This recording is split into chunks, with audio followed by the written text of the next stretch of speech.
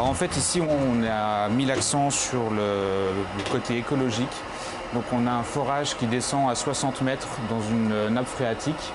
On récupère de l'eau dans cette nappe phréatique, elle passe dans un échangeur au niveau de la production. On en tire un certain nombre de calories.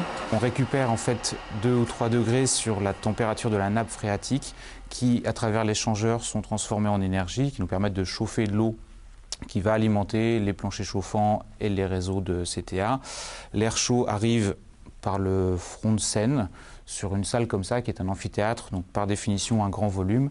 Donc l'air chaud arrive ici et entre les sièges et il est repris au niveau de la régie en fond de salle, sachant qu'on peut faire ça avec de l'air chaud en hiver et de l'air froid en été. Tout est question de transformation des calories. Finalement, ils ont fait beaucoup d'efforts en se développant pour pouvoir adapter les matériels de climatisation qui étaient existants sur les nouvelles technologies, à savoir la géothermie, l'aérothermie, qui elles sont très peu demandeuses d'énergie pour faire tourner les installations. J'entretiens, je contrôle tous les éléments concernant la CTA, la centrale de traitement d'air, tous les appareils concernant les filtres, tout ce qui est consommable, les filtres, les courroies et tout ce qui va avec.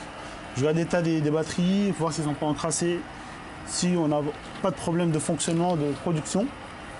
Donc on regarde les filtres, on regarde s'ils ne sont pas soit sales, soit bouchés pour éviter qu'on ait un problème de débit d'air.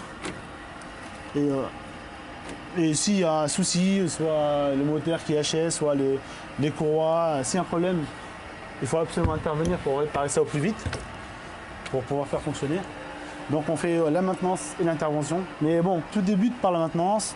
Une maintenance bien faite, ça vous évite beaucoup de panne. Ce type de contrat de maintenance est fait pour qu'on n'ait pas nous à gérer complètement tout ce qui est technique.